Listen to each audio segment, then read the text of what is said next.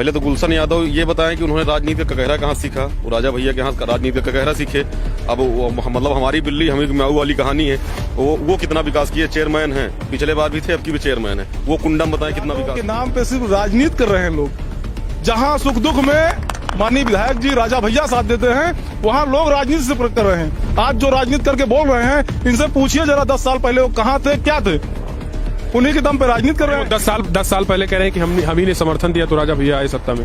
ठीक, वो नहीं समर्थन नहीं, वो साथ में थे, ठीक है। आज जो है वो अलग है, लेकिन उसके पहले का इतिहास देखिए। 2002 के पहले यहाँ पे जो है 2002 के पहले भी समाजवादी पार्टी 6 से 10,000 रुपए। 1 साल पहले पीछे आपको हम ले चलना चाहिए। कोविड काल था, उस दौर में समाजवादी पार्टी के लोग यहाँ नहीं आए। विधवा, विकलांग, असहाय, शोषित, पीड़ित परिवार से उनकी आवाज कुछ नहीं, उनका दुख दर्द जानने। लेकिन राजा भैया एक ऐसा परिवार है यहाँ पे, उनके नेतृत्व में यहाँ के विधायक विनोद सरोज गांव-गांव जाकर हर विधवा, विकलांग, असहाय, शोषित, पीड़ित को राहत पैकेज देने का काम किया। रूप से बढ़ेगा। एक विधायक के जो भी दायित्व है, सड़क, बिजली, पानी, विकास की एक सतत प्रक्रिया है, उसमें तो वो पूरी तरह सफल हैं। साथ साथ विधायक का जनसुलभ होना बहुत आवश्यक है, और हमारे विधायक जी निश्चित रूप से जनसुलभ हैं, और यहाँ की जनता उनको रिकॉर्ड मतों से निर्वाचित करके विधानसभा भेजेगी। नमस्कार, लाइव प्रतापगढ़ में आपका स्वागत है। दोस्तों, यूपी में विधानसभा चुनाव की तैयारियां तेज हो चुकी हैं। इस समय हम खड़े हैं यूपी के प्रतापगढ़ के बाबागंज विधानसभा में। कुंडा और बाबागंज विधानसभा की बात करें तो चर्चा पूरे यूपी में है। इस बीच जानने की कोशिश करेंगे कि आखिर इस बार बाबागंज के विधानसभा में क्या कुछ होने वाला है। क्या एक बार फिर से राजा भैया पर लोग विश्वास करेंगे, विनोद सरोज ने कितना काम किया है, या फिर 25 साल का जो एक तरीके से रिकॉर्ड है वो इस बार टूटेगा, बदलाव होगा या फिर से राजा। जानेंगे आखिर 2022 के विधानसभा चुनाव में प्रदेश की राजनीति में बाबागंज के लोग किसको देखते हैं, जनसत्ता दल को ही देखते हैं या फिर योगी या फिर अखिलेश। जानने की कोशिश करते हैं। कुछ लोग हैं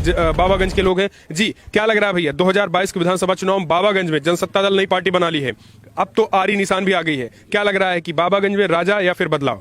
नहीं, राजा ही आएंगे इस बार। हाँ, राजा ही। ऐसा क्यों लग रहा है? राजा क्षेत्र में काम किए हैं, लोग के सुख दुख में खड़े हुए हैं, इसलिए राजा ही आएंगे। हाँ।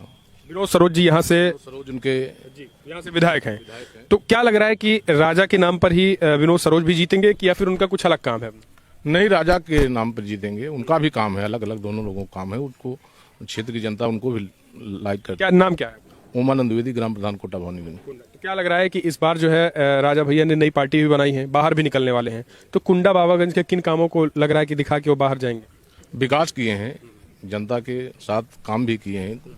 कोई दिक्कत होती है, उपलब्ध रहते हैं जनता के बीच में।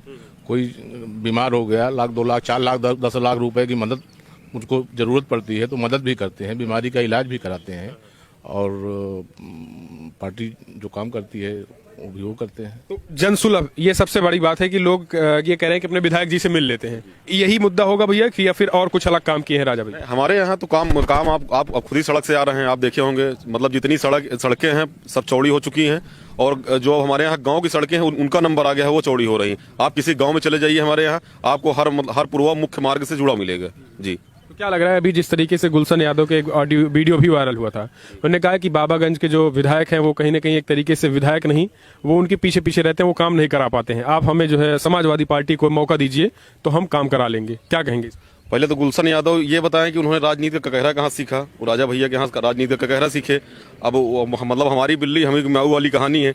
वो कितना विकास किए, चेयरमैन है, पिछले बार भी थे, अब की भी चेयरमैन है। वो कुंडम बताएं कितना विकास किए। और रही बात तो विनोद विधायक जी द्वारा, विधायक जी सबसे बड़ा ये है कि ये अपने क्षेत्र में कि जब हाउस चलता है उसको छोड़कर अपने क्षेत्र में उपलब्ध रहते हैं, और माननीय राजा भैया के आशीर्वाद से विधायक जी एकदम विकास कार्य में एकदम प्रयासरत रहते हैं। अगर आपके यहाँ अगर कोई कार्यक्रम हो, अगर विधायक जी तक आप संदेश दे दें, आप कार्ड देने न जाए, तब भी विधायक जी पहुंचते हैं। हमारे विधायक जी इतने सरल स्वभाव के हैं। जी, यानी कुंडा में काम के दम पे वोट राजा भैया जीतेंगे, दबाव के दम पे नहीं? नहीं, काम के दम पे 1993 से राजा भैया जीत रहे हैं। इसके पहले विधायक जी के पिताजी श्री रामनाथ सरोज जी विधायक थे। उसके बाद अब की तीसरी बार इनके विधायक थे विनोद सरोज जी। जी, क्या नाम भैया आपका? प्रमोद पांडे। ऐसा क्यों लग रहा है कि राजा भैया जो 25 साल से हैं, आप लोग नहीं चाहते हैं बदलाव हो? नहीं, बदलाव की कोई जरूरत ही नहीं है, पूरा काम कर रहे हैं वो लोग। हाँ, काम कर रहे हैं। हाँ, तो फिर से बाबागंज में विनोद जी हैं? हाँ, रिकॉर्ड मतों से। अच्छा, प्रदेश की राजनीति की बात करें तो राजा भैया ने किसी से गठबंधन तो किया नहीं है। क्या लग रहा है कि अखिलेश मुख्यमंत्री बढ़िया ही होगी?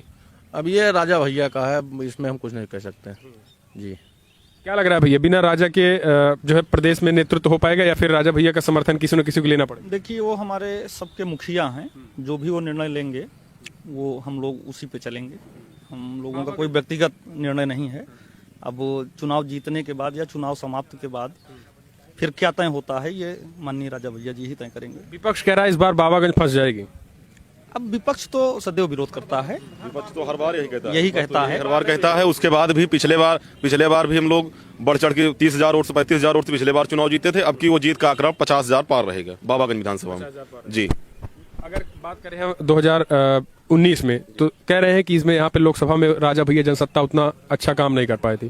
तो इस बार क्यों लगता है कि इस बार अकेले अपने दम पे चुनाव लड़ रहे हैं तो जीतेंगे? हम लोगों की नई पार्टी बनी थी 2018 में। उसके बाद कोविड आ गया, लोकसभा का चुनाव हुआ। उसके बाद भी लोकसभा में हमारे ये संसदीय क्षेत्र कौसाम्बी पड़ता है। 2 विधानसभा बाबागंज, कुंडा और 5 विधानसभा सदर हैं।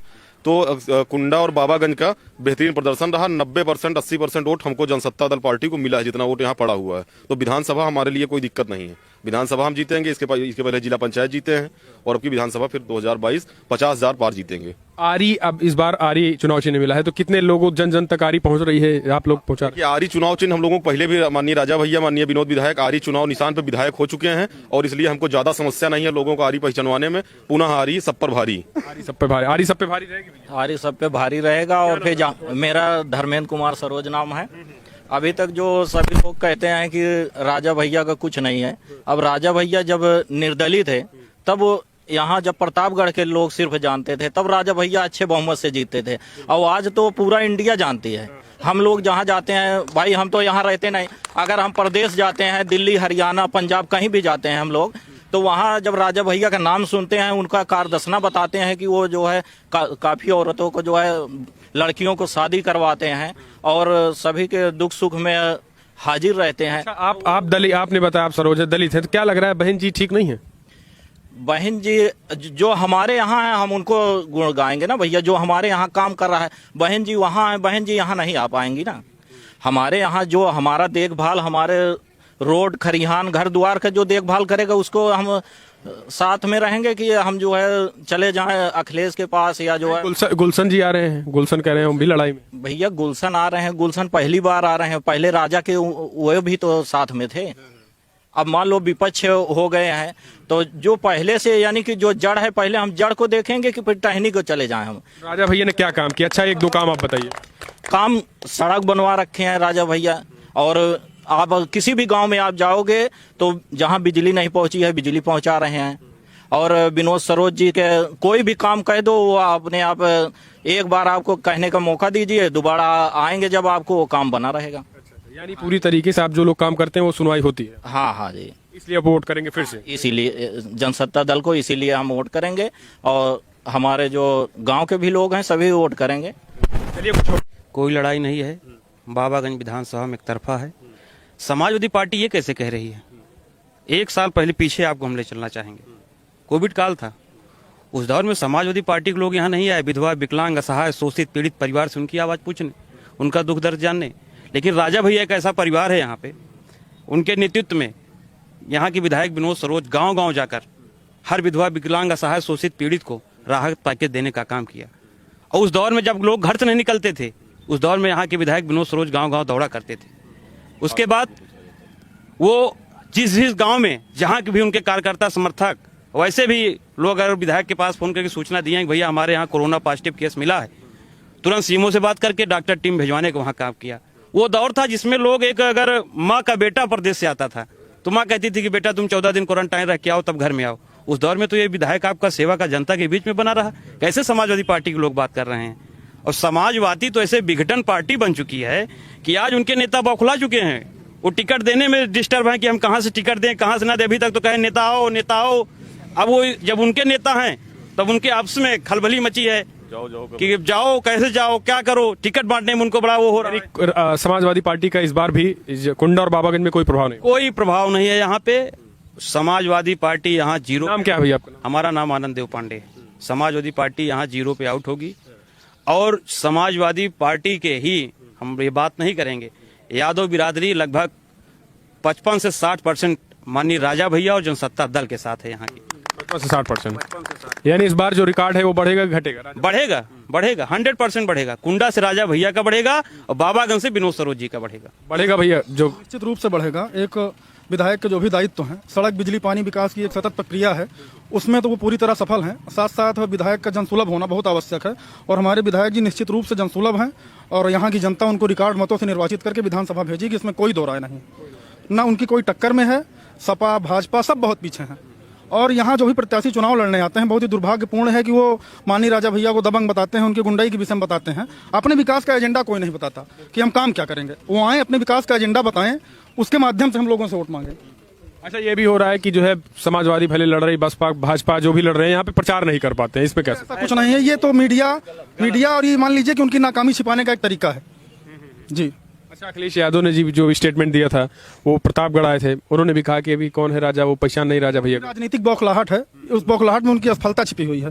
राजा भैया के अस्तित्व को उनके पिताजी जानते हैं, आदरणीय नेताजी, उनको शायद पता नहीं जी। अखिलेश यादव जी के चुनाव का हम आपको बता दें, अखिलेश यादव 2012 में मुख्यमंत्री बने, वो पिता की विरासत से मुख्यमंत्री बने। 2012 के बाद 2014 का चुनाव अखिलेश के नेतृत्व में हुआ, फेल हुआ। 17 का चुनाव वो कांग्रेस से गठबंधन करके लड़े, फेल हुआ।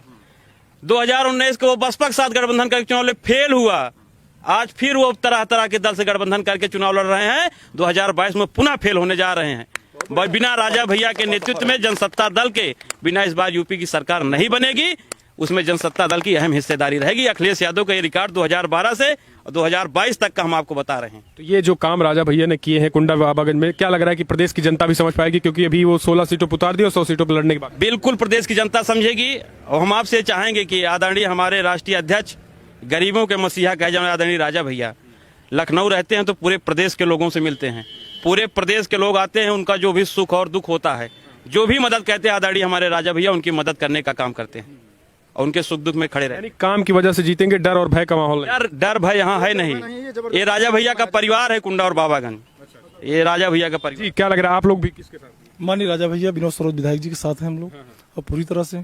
अच्छा, आपको लग रहा है, आप इतने दिन से घूम रहे हैं क्षेत्र में, आपको लग रहा है कहीं डर भय या इस तरह का वातावरण है यहाँ पे, कहीं पे लगा सर आपको? नहीं तो अभी जैसे बातचीत तो चल रही है, लेकिन लोगों का कहना है कि राजा नहीं, राजा निश्चित आएंगे, लेकिन जो डर भय का कहाँ वातावरण है यहाँ पे? सारे लोग प्रचार कर रहे हैं अपना, कहीं से कोई मतलब नहीं है जो है। और रही माननीय विनोद सरोज विधायक जी के लिए, विनोद सरोज विधायक हम वोट क्यों देते हैं? नाम क्या भैया? राजू यादव। हम वोट क्यों देते हैं? वोट इसलिए देते हैं कि जिनको वोट दे वो हमें पहचाने, जाने, हम वो जनसुलभ हों, आसानी से मिल सकें, विकास करें। और इसमें बेजोड़ आदमी है। 403 विधानसभा उत्तर प्रदेश में, वो ऐसी विधानसभा आपकी बाबागंज है, जैसे विधायक जो है इतने क्षेत्र में रहते हैं कोई रहता नहीं है। हम वोट इसीलिए देते हैं इनको, जनसुलभ है, हमेशा दुख सुख में काम आते हैं, मिल सके, हमेशा साइकिल से मोटरसाइकिल से उनके घर जाके मुलाकात कर लेते हैं। यादव वोटर की इस बार कहाँ जाएगा? यादव के नाम पे सिर्फ राजनीति कर रहे हैं लोग। जहां सुख दुख में माननीय विधायक जी राजा भैया साथ देते हैं, वहां लोग राजनीति से कर रहे हैं। आज जो राजनीति करके बोल रहे हैं, इनसे पूछिए जरा 10 साल पहले वो कहाँ थे, क्या थे? उन्हीं के दम पे राजनीति कर रहे हैं। 10 साल पहले कह रहे हैं कि हम ही ने समर्थन दिया तो राजा भैया आए सत्ता में। ठीक, वो नहीं, समर्थन नहीं, वो साथ में थे, ठीक है। आज जो है वो अलग हैं, लेकिन उसके पहले का इतिहास देखिए। 2002 के पहले यहाँ पे जो है 2002 के पहले भी समाजवादी पार्टी 6 से 10 हजार वोट पाती थी। कुंडा में वही हाल। उसके पहले का इतिहास नहीं देख पा रहे हैं वो लोग। इस बार सफा यहाँ एकदम सफा है, टोटल सफा है। पिछली बार जो है हम लोग 40,000 वोट से जीते थे, इस बार 50,000 प्लस से जीतेंगे हम लोग। कुंडा दोनों, बाबा का कुंडा में 1.5 लाख प्लस है जी। कुंडा की तो बात नहीं है जी। क्या लग रहा है जी? माननीय जी, यहाँ बहुत हमारे राजा भैया सुलभ हैं। हम सब जब चाहते हैं उनसे मिल लेते हैं, जब कभी हमारा दिल कहता है चले जाते हैं, कोठी में मिलते हैं, नहीं लखनऊ चले जाते हैं, मिलते हैं, सारा काम हो जाता है। हमारे यहाँ कुछ भी गरीबों को दुख सुख पड़ता है, माननीय राजा भैया लोहिया में PGI में इलाज करवाते हैं। सब लोग को हम लोग कई बार गए हैं, वहाँ इलाज करवाए हैं, बहुत ही गरीब लोगों का भला हुआ है। माननीय राजा भैया बहुत ही सुलभ हैं। विनोद विधायक हमारे बहुत अच्छे हैं। हम लोग के घर में पूजा होता है, अगर संदेश दे देते तो चले आते हैं। और जो प्रत्याशी लड़े हैं, कभी बसपा यहाँ से चुनाव लड़ी, कभी आए नहीं, चुनाव लड़के चले जाते हैं, कभी दिखाई नहीं देते 5 साल। हम लोगों को तो यही काम देते हैं। क्या नाम क्या भैया? राजू सरोज मेरा नाम है। तो हम लोग माननीय जी के साथ हैं। मैं एक जनसत्ता का बहुत छोटा सा सिपाही हूँ, मैं राजा भैया के साथ हूँ। तो घर घर तक आप कार्यों को पहुँचा? जी जी, एकदम से। आप क्या लग रहा है भैया जी? इस बार क्या बोलते हैं, हमारे माननीय विधायक जी बहुत अच्छे मतों से यहाँ से विजयी आ रही है। विनोद जी जनसुलभ है। जी जी जी जी। पूरी तैयारी है आप लोगों की? जी जी पूरी तैयारी है। ये जनसत्ता, ये कहीं ना कहीं जनसत्ता का माहौल जो है बाबागंज में आपने काम देखा, लोगों ने काम भी गिने। ऐसा नहीं है कि केवल और केवल राजा भैया जनता दरबार से ही जीते हैं, कामों के माध्यम से भी कहीं ना कहीं काम किया है। और समाजवादी पार्टी भी तैयारी कर रही, देखने की बात होती है कि आखिर इस बार बाबागंज और कुंडा को लेकर क्या होता है, ये तो 10 मार्च को ही पता चलेगा। फिलहाल आप भी इसी तरीके से जुड़े रहिए और अपने सुझाव दें।